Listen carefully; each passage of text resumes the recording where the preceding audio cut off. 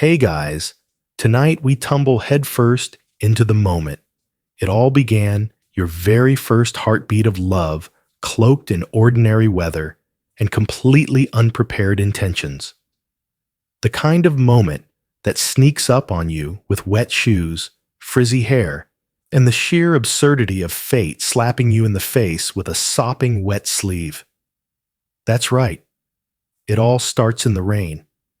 And honestly, you probably won't survive this story with your cynicism intact. So, before you get comfortable, take a moment to like the video and subscribe, but only if you genuinely enjoy what I do here. And hey, let me know where you're listening from and what time it is for you right now. Now D, you're standing outside a bookstore, clutching a paper bag of impulse buys. You promised yourself you wouldn't make one of them is a historical biography about Marie Antoinette that you'll only read halfway through, but at least it makes you feel smart. The clouds have been threatening all day, and now just as you step outside, the sky opens up like a drama queen with abandonment issues. You're about to make a tragic run for it, when bam, a stranger slides up next to you, lifts their umbrella, and offers shelter with a tilt of their head.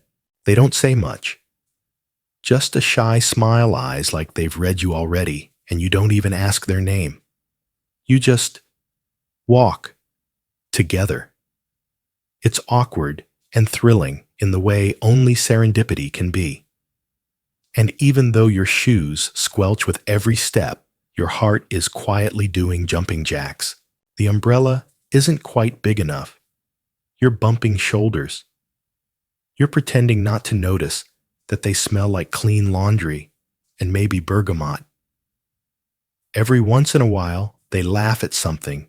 You mutter something you weren't even sure was funny.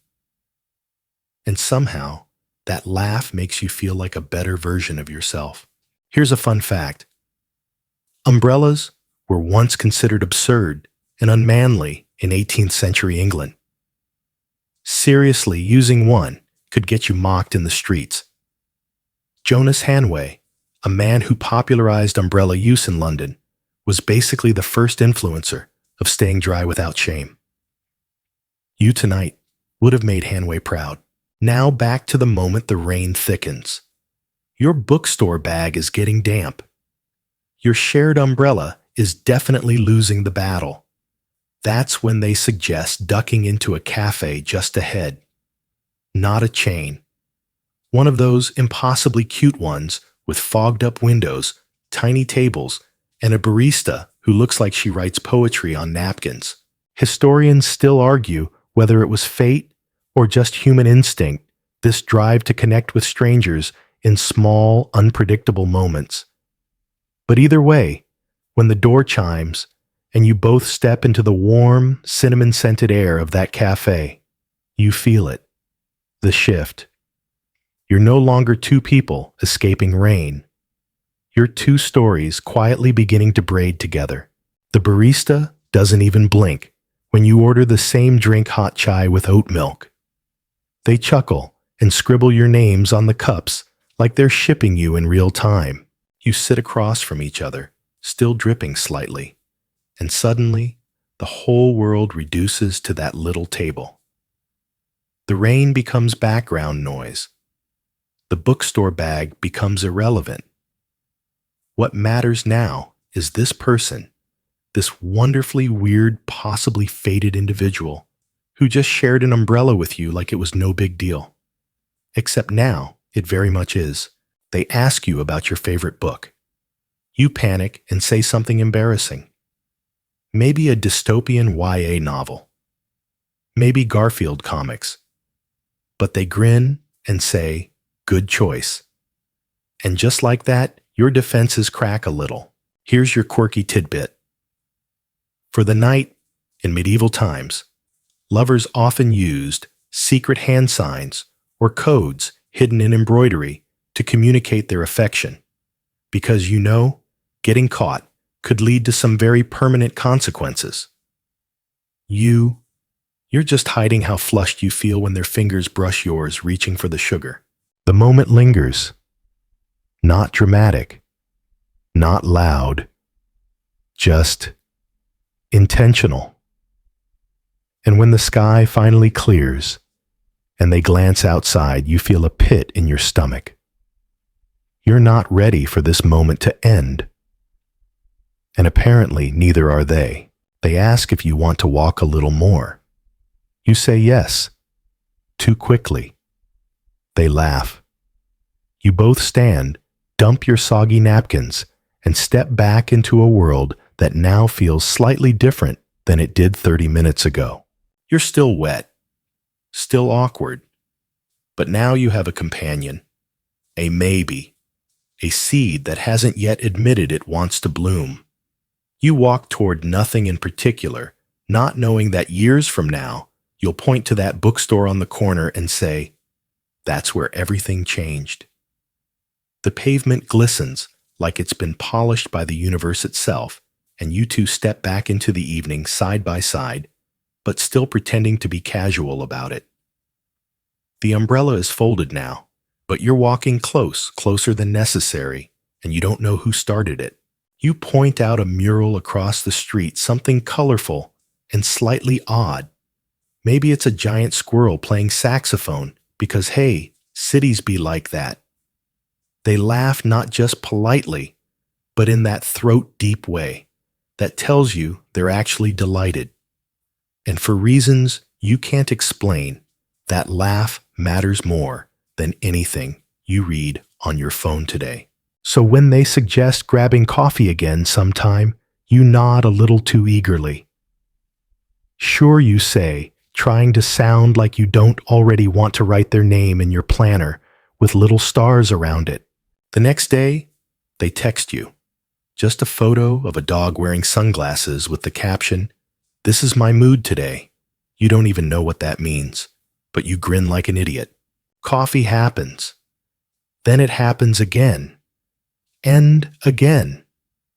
Not fancy dates, not candlelight and violins, just you, them, a table that always ends up with too many napkins and not enough space between chairs.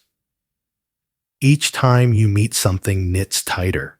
Their hand brushes yours again, this time deliberately. You try not to look like a Victorian ghost startled by the physical realm. This is when the questions start to pile up. Not from them, from you. What are they thinking? Is this a friendship or a prequel? Why do they look at you like they already know the answer? But they're waiting for you to catch up. Your shared routines start to build without anyone calling them routines. They like their coffee lukewarm. You like yours hot enough to dissolve spoons. They always tilt their head when they're thinking. You always ramble when you're nervous, and they don't seem to mind. Did you know the first cafe in the Western world was opened in Venice in 1645? It was more of a social experiment than a drink shop. One of the earliest places where people came, not just to sip something warm, but to talk, to exchange thoughts, to flirt over espresso without the risk of being married off for a goat. You're now participating in a modern version of that tradition, minus the livestock dowry. But back to you two, on one coffee date, they tell you about their dog. You pretend not to melt inside when they show you a photo. It's a blur of fur and unhinged tongue, and you say something like, "Oh my God, he looks like a tax accountant in his off hours." They laugh too hard, and just like that, you've got a new inside joke. The conversation flows. Not smoothly, it stutters, it veers off course, but that's what makes it feel real. You talk about embarrassing childhood memories. You both confess to once loving the same trashy reality show. They admit to crying at Pixar movies. You admit to crying during car commercials. They don't judge you. Historians still argue whether the earliest sparks of love come from shared interests or shared vulnerability, whether it's more important to laugh at the same things or to feel safe admitting what makes you cry. You and this person. You're checking both boxes without even knowing it. The quirky moment comes during a Sunday morning meetup when the barista messes up their name on the cup so badly it sounds like a wizard spell. You snap a picture of it, send it to them later with the caption, "Expecto flattuccino." They respond with a full-blown fan theory about coffee-based wizardry. You don't stop smiling for an hour. You find yourself waiting for their texts. Not checking constantly, that's what you tell yourself, but casually glancing every 2 minutes like you're just seeing the time. Right? Totally innocent. Then one evening, they walk you home. The conversation stalls a bit near your door, as if the night doesn't want to end yet. You thank them. They thank you back for what you're not sure. Then there's that small silence that blooms between two people who aren't sure whether to lean in or lean back. You choose to smile instead, and in return, they lightly touch your hand again. A squeeze. No kiss. Not yet. But it says everything. You go to bed that night thinking about their fingers, their voice, the way they said your name like it was a password. You don't know it yet, but you're already rearranging your heart to make space. And so, it begins, the slow, sweet, caffeinated unraveling of your solitude. You start recognizing their knock before they even reach the door. There's a rhythm to it. 2 short taps, a pause, then one softer one, like a question. It's weird how quickly a person's presence starts feeling like a song you've always known. No big chorus, just a familiar melody that settles behind your ribs. You've seen them maybe a dozen times now, maybe more. You stop counting somewhere between the second brunch and the third bad movie night. And that's the thing, you could spend hours watching them react to a B-grade alien invasion flick and still feel like you're discovering something new every 5 minutes. There's this one moment that sticks with you, probably always will. You're sitting on your couch, sharing popcorn that somehow ended up more on your shirt than in your mouth. They're scrolling through your bookshelf, running a finger along the spines like it's a museum. Then they pause and pull out an old paperback with a cracked spine. They hold it up. You've read this, you nod. More than once. And just like that, you talk for 2 hours about the book, the story, the ending that broke you both. And somewhere in that conversation, something invisible shifts. You've felt this before, haven't you? That eerie sense of, I know you not just in the, you also hate cilantro kind of way, but the, you might have been beside me in another life kind of way. Maybe you were both cartographers in the age of discovery, or shared a tent during the Mongol invasions, or you were rival poets in ancient Greece, secretly passing each other coded verses in amphorae. It's not totally ridiculous. Quirky tidbit.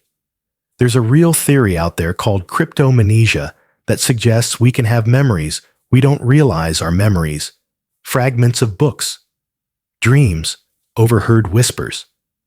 Maybe love is a kind of cryptomnesia, a recognition so deep it bypasses logic.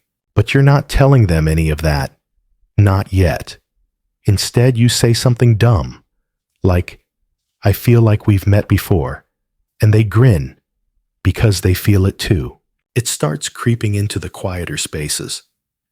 The texts come slower now, not because interest is fading, but because you're starting to speak in glances, in shared silences. You sit in the same room sometimes, both doing your own thing, and somehow that's more intimate than 1,000 words. Historians still argue whether emotional connection is forged faster in shared silence or shared hardship.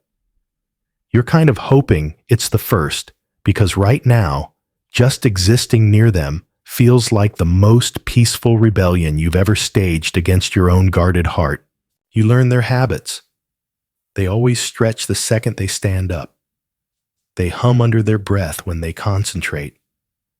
They tap their knuckles against their cup before taking a sip every single time.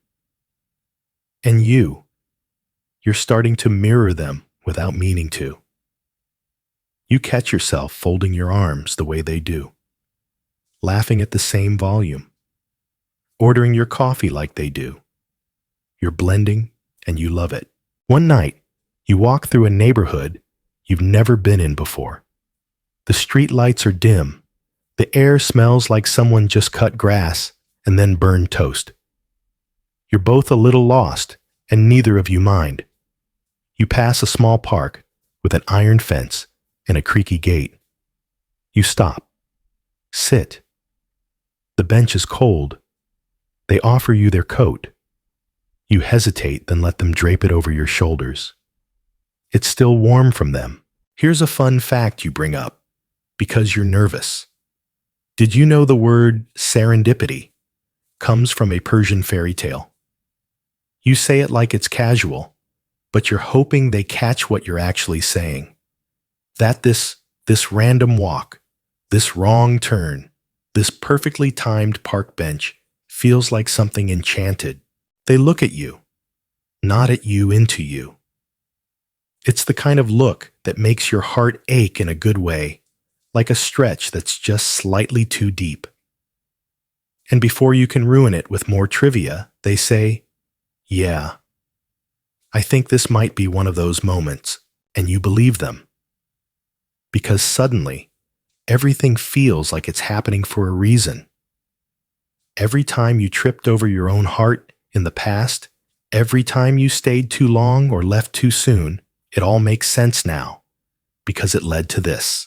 They reach over, tuck a strand of hair behind your ear, or maybe adjust your hoodie, whatever works in your version of this story, and you don't stop them. You don't say anything. You just close your eyes for a second and breathe them in. Later that night, as you drift off to sleep, you realize you've stopped imagining their texts. You're imagining their voice, the way they say your name, the way they pause before answering a hard question like they're tasting it. You don't say the word love yet, but your bones are starting to. It starts with a ping. Late. A text bubble blinking into your quiet bedroom at 11:48 p.m., right when your phone was supposed to be on Do Not Disturb, but oops, you forgot. Or maybe you didn't. Them can't sleep. You up. You stare at it like it's a trapdoor opening in your chest. You type, "Yeah," then delete it. Then type same. Delete that too. Finally, you send always. What's keeping you up? And just like that, the night opens. This isn't flirty. Not exactly. Not yet. It's deeper than that. More careful. Like two kids whispering in a tent with flashlights, afraid the adults will hear.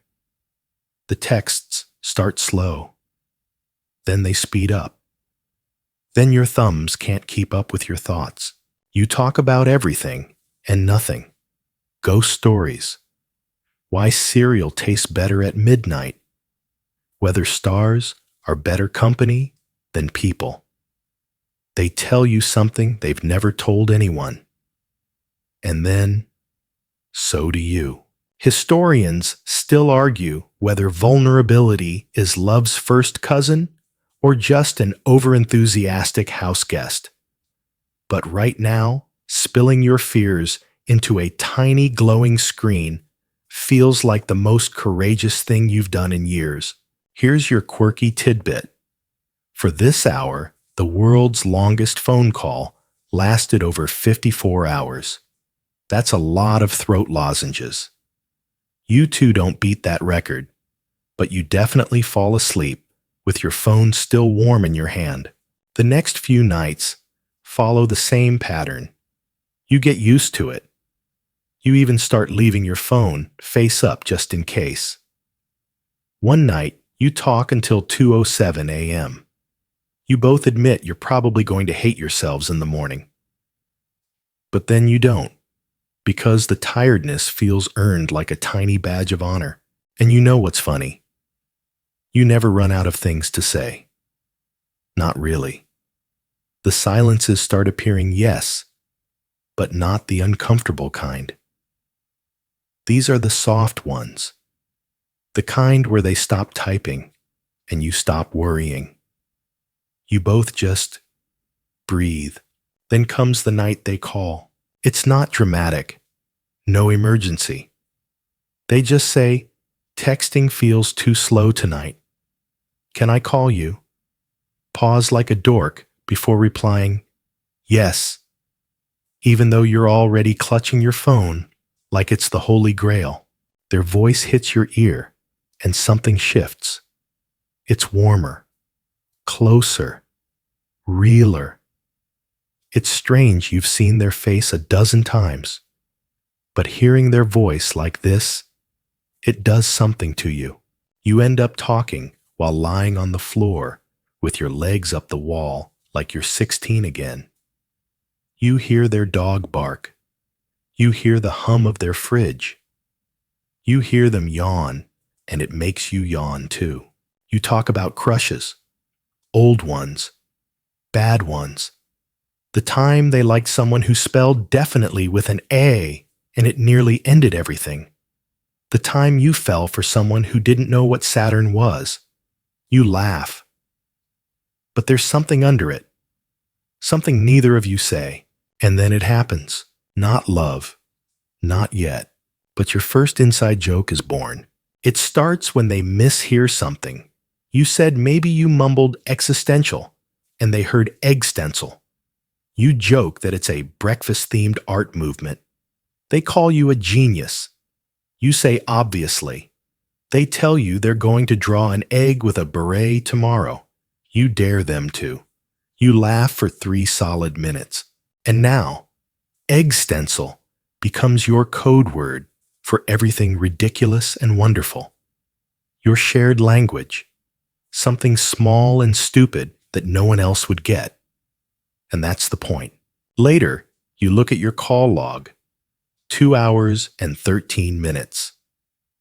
You don't remember the last time you talked to someone that long without checking your email pacing or faking a yawn.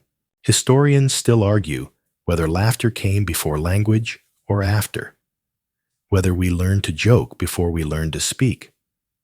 But if laughter is a language, then the two of you are getting fluent. The next morning, they send you a picture of a badly drawn egg in a beret. You set it as your phone wallpaper. You don't tell them, not yet, but something's happening. Slowly, softly. A warmth curling into your bones like steam in a mirror. You're not just falling for them. You're starting to feel like you belong. It's a Tuesday when it happens. A completely unremarkable beige little Tuesday. You're both walking through the park because you've done that thing where coffee turns into, do you have time to walk? And neither of you want to go home yet. The air smells like baked concrete and cherry blossoms.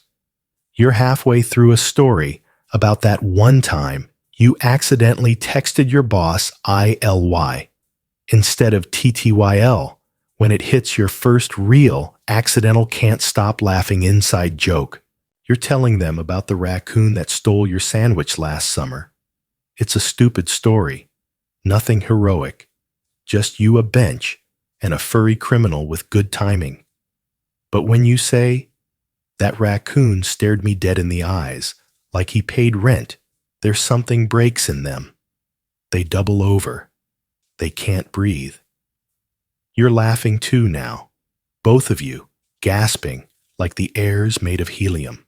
You say, what was it not funny? They wheeze. No, it was too funny. I'm going to think about that raccoon at my funeral.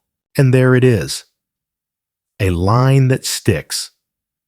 It'll become your code for things you unexpectedly love. Burnt toast that tastes like campfires. I'll think about this toast at my funeral. Someone trips over a cone and bows like royalty. Yep, Funeral. Historians still argue whether humor is instinctive or learned, whether cavemen chuckled when someone slipped on a mammoth tusk, or if that came later. Either way, you and this person have just stumbled on a kind of intimacy that lives in laughter. It's light, sure, but it's binding. You start using the funeral phrase everywhere. It becomes a litmus test. If something's truly great, it gets the honor of being remembered in your imaginary eulogy. And when they say it back to you, maybe after a shared donut that tastes like nostalgia, you feel like you've been knighted. Here's a quirky tidbit. In Victorian England, people would send each other vinegar valentines, sarcastic anti-love notes that insulted the recipient. It was basically 1800s level trolling, but with fancier fonts. You and your maybe almost someone would have thrived in that era, flinging sarcastic love back and forth in ink and postage. You tease each other now without fear. They call you out on your inability to fold napkins. You poke fun at how they overpronounce croissant, like they're auditioning for a pastry opera. The banter is effortless, and you've stopped worrying whether you're saying the right thing. Somehow, with them everything sounds right, even your dumbest jokes. Then one afternoon, you both crash on your couch. You don't even mean to. You're watching a documentary about volcanoes, but neither of you are really watching. You're lying side by side, your knees just barely touching, not enough to make it obvious, but just enough to make it real. They say something like, "If I ever fall into a volcano, I want you to narrate it." You grin. With a British accent, they nod solemnly. Only way to go. It's stupid and perfect. And when they look at you after that, there's something quiet in their eyes. Something that says, this is nice. This could be something. You want to kiss them. God, do you want to? But instead, you both drift into a soft, warm silence. The kind of silence where everything that matters is understood without being said. Historians still argue whether love is defined more by grand declarations or small, consistent moments.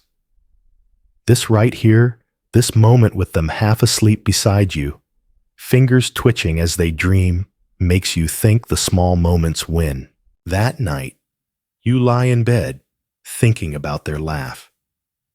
How it starts in their throat and escapes like it's trying to surprise even them. How it makes you feel like a genius even when you're being ridiculous.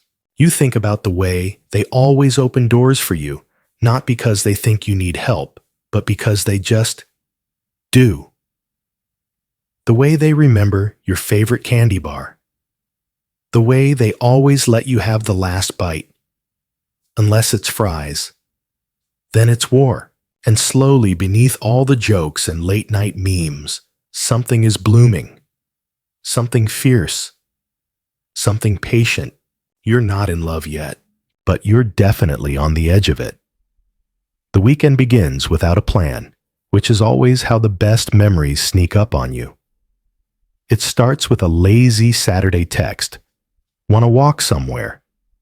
You say yes before asking where, and 30 minutes later, you're outside in sneakers that aren't really meant for hiking. But hey, who's hiking? Turns out, they've mapped out this neighborhood walking route. Trees Street art a weird statue that looks like a melting otter. It's a whole low-stakes adventure. You wander without purpose, the kind of wandering that only happens when two people feel completely at ease doing nothing together. You end up talking about the weirdest things, the politics of cereal box mascots, whether squirrels have existential crises, how your second-grade teacher definitely had a secret life as a pirate. It's nonsense, but it's sacred nonsense. Then you pass an old ivy-covered gate. It leads to a botanical garden, technically closed, but the side gate isn't locked.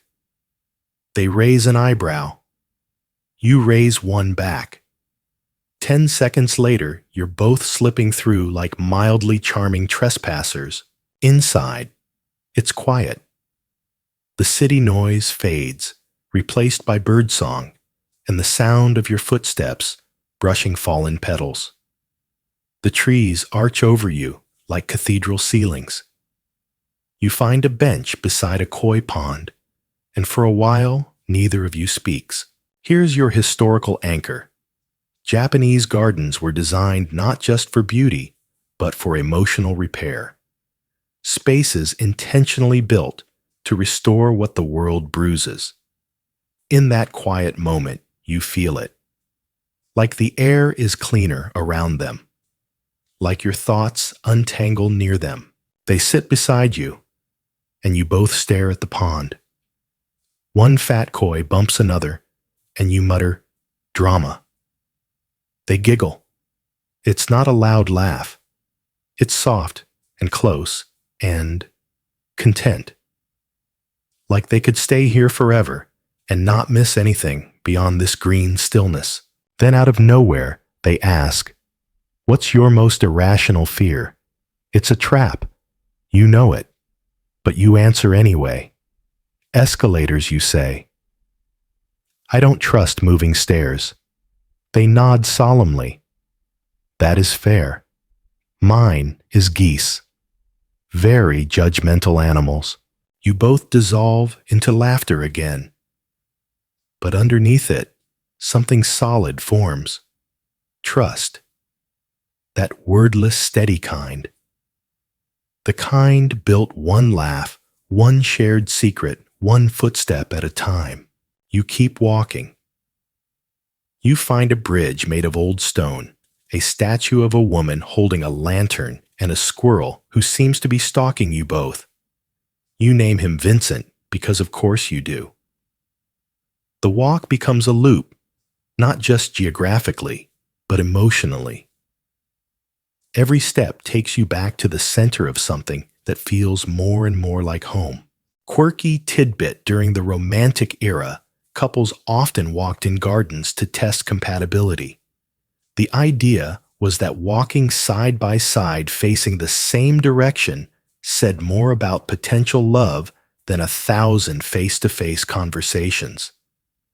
You right now are walking into history. At one point, you come across a tiny wooden bridge over a dry stream bed. You stop. They look at you. If this were a movie, they say this would be where we kiss. You smirk. Well, it's not a movie. They smile and say nothing. But they don't look away. Neither do you. You don't kiss. Not yet. But your hands find each other in that moment, fingers brushing, then interlacing, like they've been rehearsing in your pockets all this time. You keep walking like it's no big deal.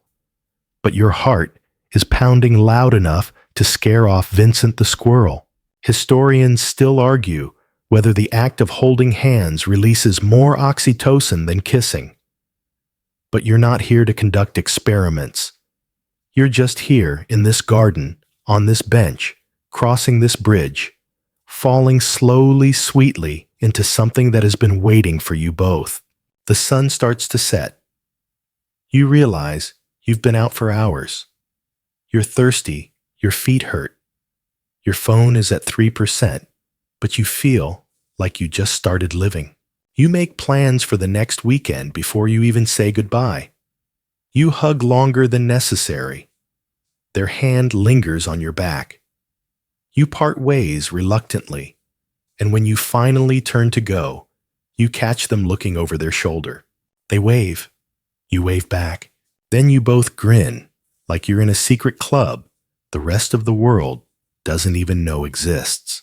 That night in bed, you whisper their name out loud to no one, just to hear how it sounds in your room. You're not expecting it to happen that day. It's just a regular weekday afternoon. You're both downtown for different reasons, errands, mostly bank stuff, dry cleaning life's beige to-do list. But then one of you says, "Want to meet at the library," and the other doesn't even hesitate. The building is old creaky in a charming way. Stone exterior, dusty sunbeams filtering through giant windows. It smells like wood polish paper and quiet ambition. You wander through together, whispering, as if the books are listening. You drift through the shelves. Fiction, travel, philosophy. You show them a book you read as a kid that made you think pirates were still a career option. They flip open a field guide on mushrooms and say, "You could definitely survive in the woods." You say, "Please. I'm 80% oat milk and anxiety." They laugh. Eventually you find a corner, a reading nook. It's oddly private. You sit, they sit. Your knees touch. Not by accident. You talk about books, of course. But then you talk about other things. What you wanted to be when you were 8. Who you trusted most as a teenager. What scares you now, not monsters, but real things. Disappointment. Unanswered texts. Not being enough.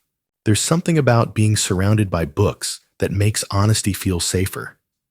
Like if things get too vulnerable, you can duck behind a stack of encyclopedias until the feelings blow over. And then just like that, it happens. They say something.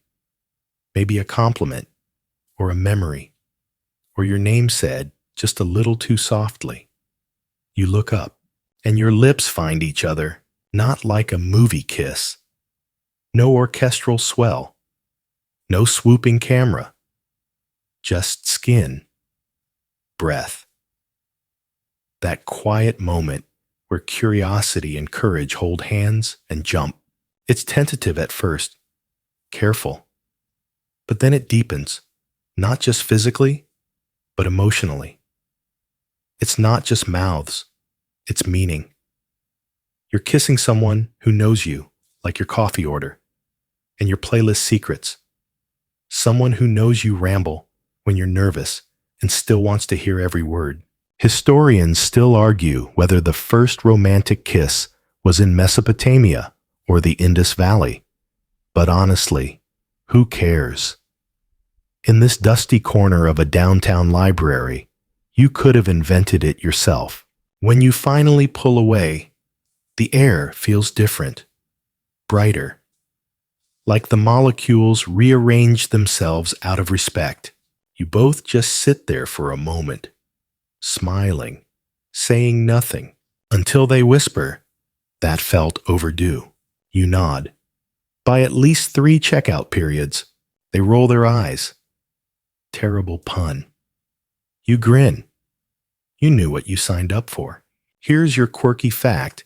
In the Middle Ages, libraries used to chain books to the shelves so no one could steal them. You think about that now.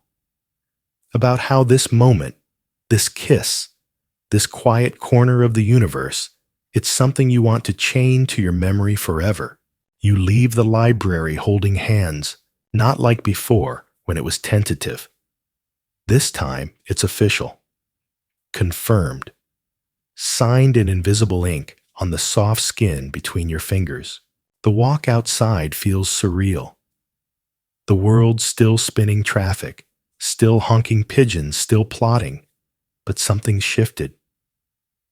You look at each other and smile like you're holding a secret the whole city would want to know.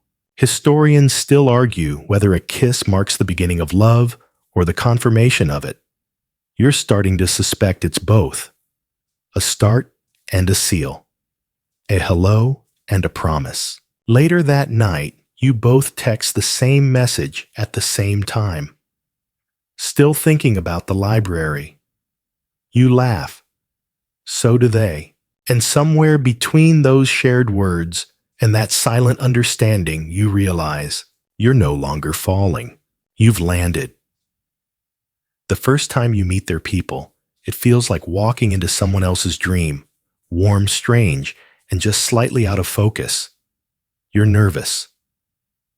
Not dramatically so, but enough to overthink your shirt choice and Google conversation topics that don't sound like job interviews. It's brunch. Of course it is.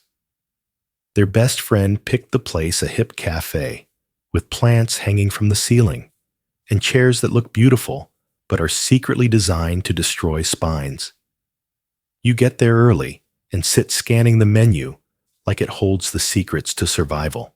Then they arrive. All of them. Laughing too loud, carrying inside jokes like luggage. One by one, you're introduced. This is Zoe, the roommate who claims to have fought a raccoon. This is Marcus, who's in a committed relationship with his camera. This is Talia, who bakes when she's stressed and has memorized everyone's astrological chart. And this is you who suddenly feel like an alien who forgot their translator. But they smile, they lean in, they ask good questions, they laugh at your squirrel story again. And just like that, the tension starts to loosen its grip on your spine. You watch the person you've been falling for, how they light up around their people, how they navigate conversations with tiny nudges and glances. It's like watching them in their natural habitat, and it's kind of mesmerizing. Here's your mainstream fact. In many cultures, introducing a partner to your friends is more significant than introducing them to your family. It's a social green light, a way of saying, this person matters. Quirky tidbit. In ancient Roman times, it was customary to bring your lover to dinner parties so the host could judge if they were worth the wine. You're pretty sure you passed the wine test today. Marcus poured you a second mimosa without asking. Still, there are nerves. A moment where someone says, "So, are you two official?" and time slows down like a bad action movie. You both glance at each other, not because you're unsure, but because you're deciding who'll say it out loud. They do. Yeah, they say simply, "We are." And the table erupts. Cheers. Clinks. Zoe even slaps the table and yells, "Finally," which makes you both blush. Later, you end up in the kitchen, helping Talia plate some cinnamon rolls. She lowers her voice and says, "They talk about you a lot, you know." Always with this dumb little smile. Your heart stumbles in your chest. "Oh yeah," you say, trying to sound cool, as if your brain isn't doing cartwheels. She nods. I haven't seen them this happy in a long time. You don't know what to say. So you just smile. A little dumbly. The way they must smile when they talk about you. Historians still argue whether love is proven by public recognition or private devotion. Whether what matters most is what's said in front of others, or what's shared when the world isn't watching.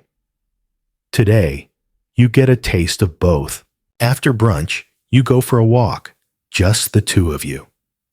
They lace their fingers through yours and say, "Sorry if my friends were intense." You grin. They were terrifying, but also, weirdly, great. They laugh. They liked you. You bump their shoulder. Yeah, well, I liked them too. Especially the raccoon fighter. They laugh again, and then their expression softens. Thank you for showing up. It's a simple phrase, but it lands in your chest like an anchor. Because showing up, really showing up, isn't always easy, especially when things are getting real.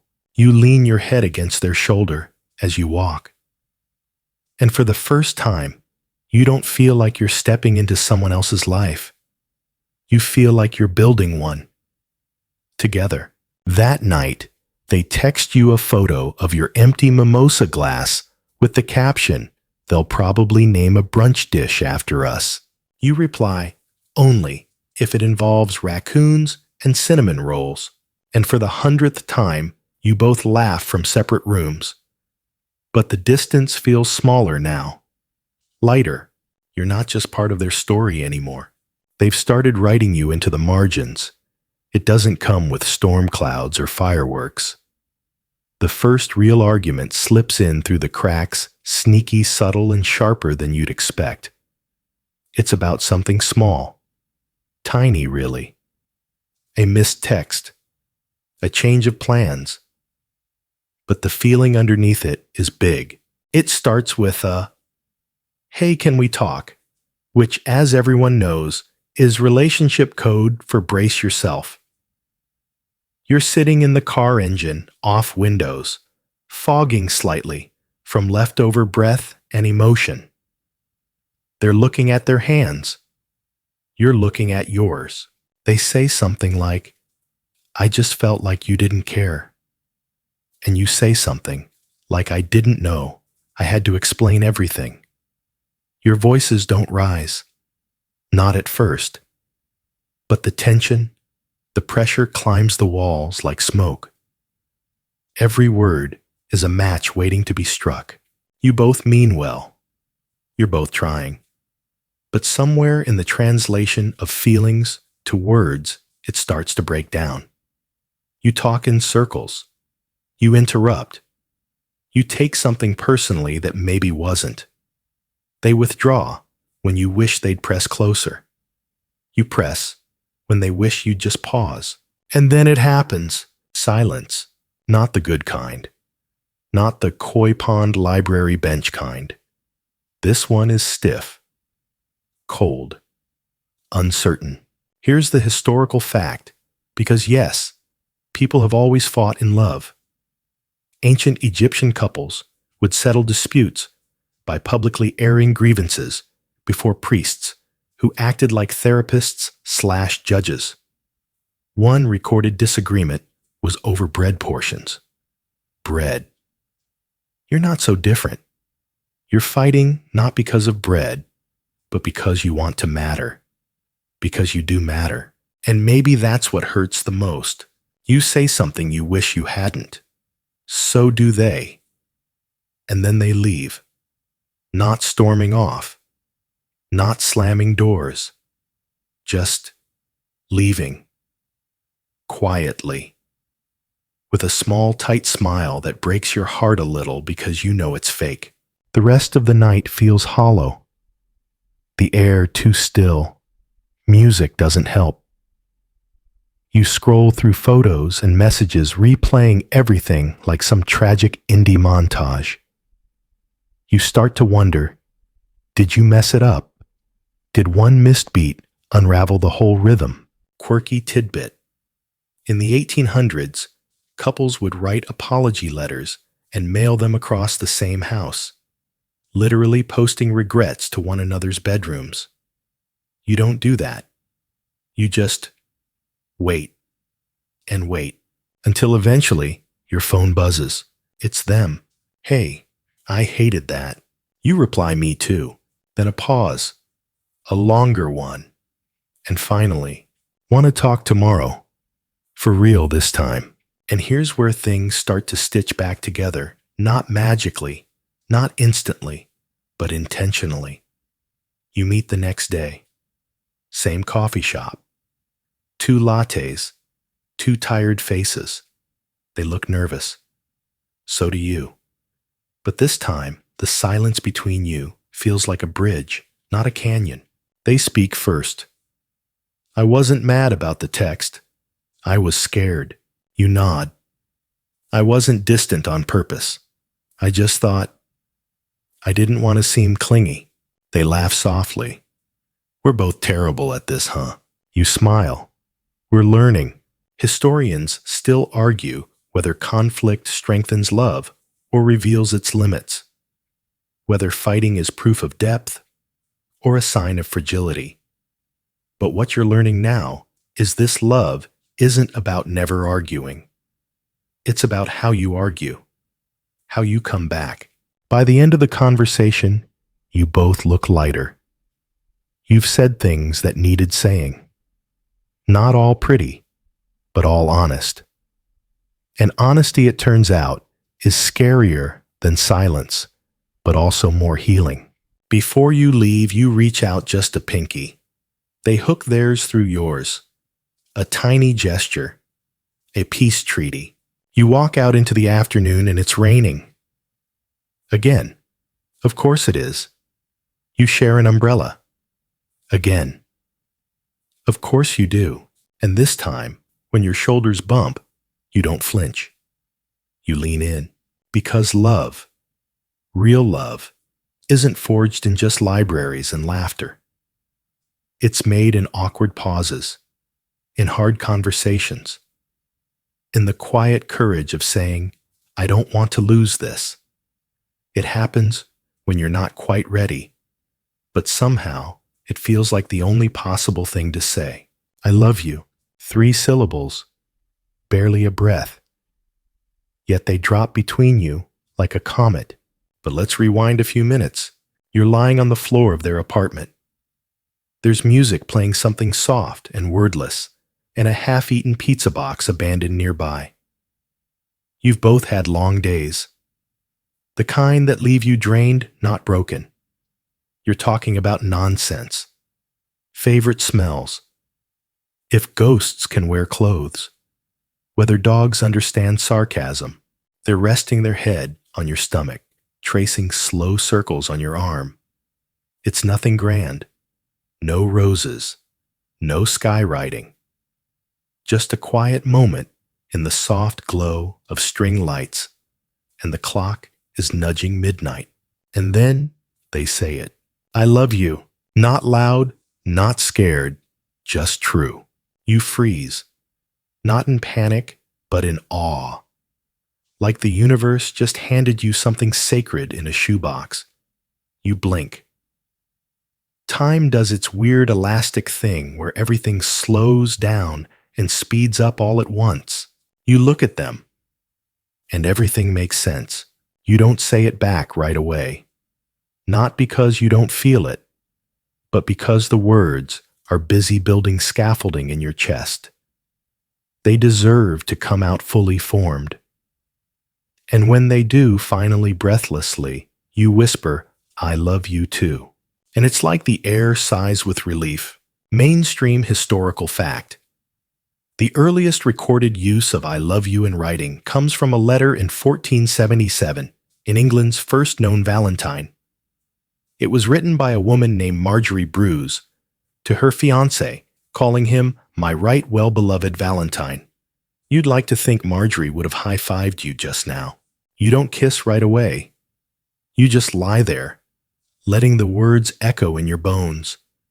They settle in like house guests you're glad finally showed up. You talk after. About everything. About nothing. About how terrifying it is to love someone. About how it feels like standing on the edge of a cliff, but knowing there's someone down below promising to catch you. They admit they almost said it last week, but chickened out. You admit you were waiting for them to say it first, because your fear is dressed in logic, and your logic wears a helmet. Historians still argue whether love thrives more in confession or in action. Whether saying, I love you, is a beginning or an arrival. You're starting to believe it's both. The ceremony and the seed. Quirky tidbit. For this moment, there's a species of sea slug that literally gives part of its body to its mate during courtship. You joke about this, of course. If I ever give you part of my body, you say it'll be the last slice of pizza. They nod solemnly. That's real love. The next few days, you both say it again. Quietly. In passing. On phone calls. In texts. Love you. Love you too. The words stretch into your daily routines like thread in a favorite sweater. But there's one moment that really gets you. You're brushing your teeth. Hair messy. Shirt wrinkled. Looking deeply unimpressive. And they walk by, glance at you, and murmur, God, I love you. Just like that. Not planned, not grand, just truth. And suddenly, you realize love isn't just in the big moments. It's in the brushing, the laughing, the grocery store aisles, the shared playlists, the toothbrushes slowly edging toward each other in the bathroom cup. You're not falling anymore. You're rooted. You travel together for the first time. And no, it's not Paris or Bali or anything filtered through a travel influencer's lens. It's a 3-hour drive to a cabin by a lake with no cell reception and a coffee maker that hisses like it's holding a grudge. But somehow it's perfect. The car ride there is a playlist battle. You cue up indie folk. They retaliate with early 2000s pop punk. There's arguing. There's laughing. There's a moment where you both start singing the same verse at the same time, and it hits you. You're not just dating this person, you're syncing. You stop halfway through the drive at a diner with cracked vinyl seats and a waitress named Carol who calls everyone sweetheart. You order pancakes. They order fries. You both share without asking. That's how it starts this new chapter of discovery. Because travel isn't just about where you go. It's about how you exist in unfamiliar places. How you both react when Google Maps betrays you. When it rains on your planned hike. When the rental car smells like wet socks. And through it all, they're still them. Better than ever, actually. They don't lose their temper when things go sideways. They laugh. They adapt. They find joy in the broken umbrella and the burned toast. And you fall harder. Historical fact. In the 19th century, travel was considered a relationship test for couples, especially before engagement. It revealed tempers, habits, and whether someone could survive a bumpy carriage ride without swearing at horses. You and your person, you'd pass the horse test. Probably even tip the horses afterward. You arrive at the cabin. It's charming, in a this place definitely has spiders kind of way. There's a fireplace, a deck with creaky boards, a view of the lake that looks like someone painted it just for you. That first night, you cook dinner together. Badly. The pasta's overcooked. The garlic bread is more charcoal than carb. But you eat it anyway, laughing over plastic wine glasses like you're at a Michelin-starred disaster. Later, you sit by the fire. The silence is thicker out here, more honest. There's no Wi-Fi, no background noise, no distractions. Just the crackle of flames and the sound of your heartbeat when they lean their head on your shoulder. And that's when the stories start. You both open up about things you didn't plan to say. Childhood fears, lost friendships, the weird way you still get nervous around escalators. They really listen. And when they talk, you hang on every word like it's gospel. Quirky tidbit. In Norse mythology, couples would light a fire and sit beside it on their wedding night, believing the flames would carry their vows to the gods. You're not making vows, not yet. But in this moment, with firelight dancing on their cheeks, it kind of feels like you are. The next morning, you go canoeing. Neither of you knows what you're doing. The boat drifts in circles. You both get wet. At one point, you nearly fall in. They laugh so hard they snort. And you decide right then that it's your new favorite sound. You build a little routine. Morning coffee on the deck. Afternoon walks. Board games you're both bad at. Lazy kisses by the fire. A kind of soft, slow rhythm that makes time feel like molasses in the best possible way. You learn things. They hum when they wash dishes. You talk in your sleep. They like their eggs scrambled. You like yours poached. They floss after every meal. You make promises to start. Historians still argue whether travel cements relationships or strains them, whether seeing someone out of their element reveals more than years of routine. You're starting to believe that leaving town isn't about escape, it's about immersion. About learning the parts of someone that don't show up in group chats or dinner dates. On the last night, you sit by the water under a sky so full of stars it looks like it might collapse. You don't talk much, just hold hands. You make a wish. You don't say it out loud, but you know if they did too, it was probably the same. On the way home, you drive in comfortable silence for a while. Then they look over and say, "That was one of my favorite weekends ever." You nod, "Mine too." Then they add, without looking at you, "I like the way we travel together." And what they're really saying is, "I like the way we are together." And you couldn't agree more.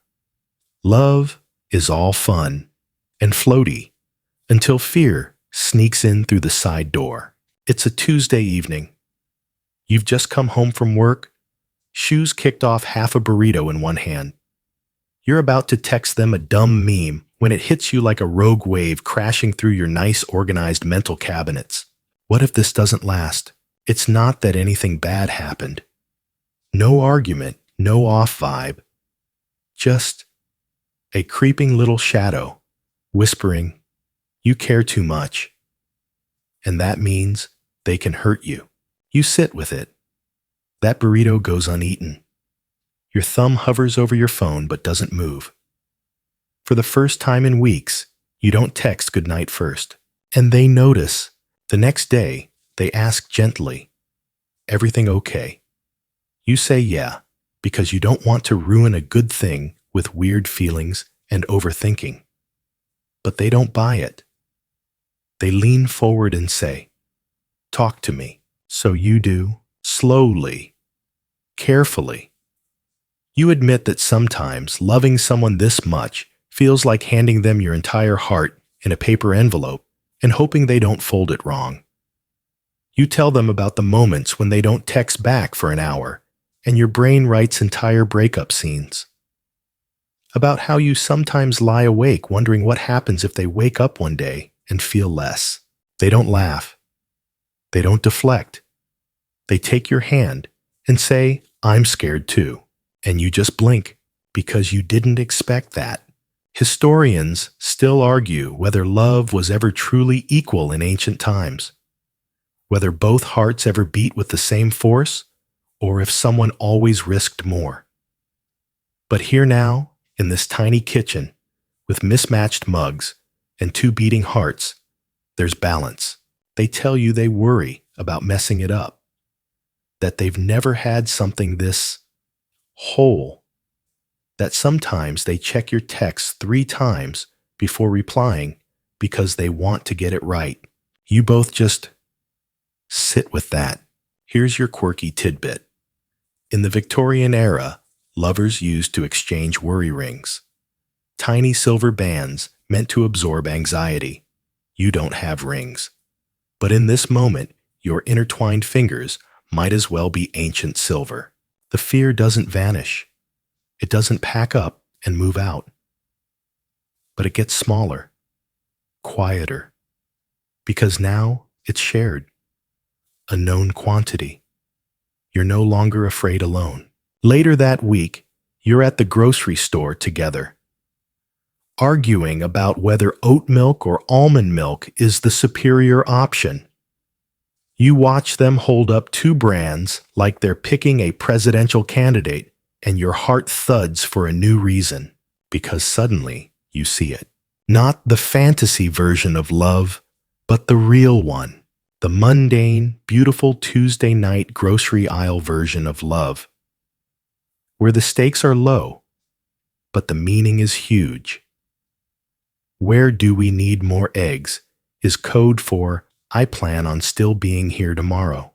You look at them in that moment, just standing there squinting at a milk carton, and you feel it in your bones. You're not just falling in love anymore. You're living in it. There's a moment in the parking lot. You're both loading the groceries into the trunk. It's late. Your breath fogs the air. They pause, look at you, and then completely unprompted they say, "I don't want to lose this." You smile. Me neither. And it's not dramatic. No violins. No slow zoom. Just two people under a flickering parking lot light, promising something they're still learning how to say. Historians still argue whether love is about grand gestures or quiet commitment, whether it lives in fireworks or flickering fluorescence. Tonight you know the answer. It lives in choosing each other again, even when the fear whispers, even when the burrito goes cold, even when it's just milk and eggs and a shopping cart that pulls to the left. It's a Sunday morning, the kind that's lazy by design, sun leaking through blinds one sock, missing the smell of toast refusing to leave the air. You're in the kitchen, hair messy, shirt inside out, stirring coffee with a spoon that's slightly too long for the mug. They walk in bleary-eyed and hoodie swaddled and say nothing. Just wrap their arms around your waist from behind and let their face settle into the curve of your shoulder. And in that moment, something clicks, not in the fireworks way, not in the music swell of a movie way, just a soft, unmistakable realization. This is it. This is love. It isn't the wild rush anymore. It's not about butterflies or breathlessness or counting how many seconds it takes them to reply. It's about this. Their hoodie string tickling your arm. The way they sigh when they hug you like that. The fact that their presence has become the most natural part of your morning. And here's the strange part. You love them more now than ever. Not despite the routine, but because of it. Historians still argue whether love deepens in the ordinary or withers, whether familiarity is a blessing or a slow fade. But as they rest their chin on your shoulder and start humming something tuneless, you're leaning toward blessing. After breakfast, you both do chores. Together. You clean the dishes, they water the plants. You fold laundry, they vacuum. You don't even talk much. But every so often, you pass in the hallway and exchange a little smile, a bump of shoulders, a quick touch on the lower back. You're orbiting each other now, quiet satellites with gravity. Later, you're both sitting on the couch. They're flipping through a book. You're scrolling. And for a split second, you look up and see them not as someone you're falling for, but as someone you already belong with. They're frowning at a page, lips mouthing words, and your heart just swells. Right there, in sweatpants, reading quietly. And you think this is the kind of love poets miss because they're too busy writing about volcanoes. Here's a quirky little fact. In 18th century France, there was a trend called le sentiment, tendre, the tender feeling. It was all about cherishing the gentle, enduring emotions that lingered long after the initial passion. You'd say this qualifies. This feeling that wraps itself around you like a favorite blanket and just stays. The next day, something small goes wrong. Your day is terrible. The traffic, the email, the headache, the way your shoelace broke at the worst possible moment. You come home cranky, bristly. You half snap at them over nothing. They don't flinch. They don't mirror your mood. They just set down what they were doing, walk over, and wordlessly hand you a glass of water. Not wine, not tea, just water. Like they knew your body needed something pure and grounding. Then they sit beside you. Close, but not crowded. And they wait. Until you soften. Until you speak. It's such a small act of love. But it hits like thunder. Because love, you realize, isn't about fixing someone's bad day. It's about not walking away from it. That night, you lie in bed, staring at the ceiling. Their leg is pressed against yours. Their breathing is steady, and you whisper too softly for them to hear, "Thank you for loving the version of me that doesn't always sparkle." Historians still argue whether love is a feeling or a skill, whether it's found or forged. But in this quiet dark, you know it's both, and you're better at it now because of them, because of mornings with coffee, evenings with dishes, days that go wrong, and nights that put them back together. You've stopped imagining a future without them. Not because you can't, but because it simply makes no sense anymore, like a puzzle missing its corner, or a hoodie without a string to tug. It creeps in when you least expect it, the interference. Not from inside, but outside. Life, as it turns out, is not always a background character in a love story. Sometimes it storms the stage with muddy boots and starts messing with your lines. It begins with something small, a job offer. For them. In another city, at first it's just talk. Hypotheticals. A wouldn't that be crazy kind of moment. But then it gets real. And suddenly, you're doing math in your head. Distances, flights, missed dinners. You smile and say, "Of course you should go for it." And you mean it. Sort of. Because love, for all its magic, doesn't pay rent or write resumes. An opportunity doesn't wait politely at the door while two people sort out their feelings. They apply. They get an interview. They crush it. And now it's real. You both try to be grown-ups about it. You say things like, "We'll figure it out, and it's only a few hours away, and people do long distance all the time." But under those words, there's a quiet panic beginning to bloom. You notice the way you both start pausing more often. Mid-sentence. Mid-hug. Mid-laugh. Like you're trying to measure the weight of the time you have left before everything gets complicated. Historians still argue whether love can survive distance without decay, whether longing makes the heart grow fonder or simply tired. You don't know the answer. Not yet. But you're starting to understand the question a little too well. Here's your quirky historical tidbit. During the 1800s, lovers separated by war would send hair jewelry bracelets and rings woven with strands of each other's hair as a promise they were still connected. You haven't swapped follicles, but the idea of holding on to something resonates. You start planning small escapes, day trips, extra long weekends, breakfasts that stretch into afternoons, as if stuffing more moments into the time you have now might protect you from the absence coming later. One night you have the talk.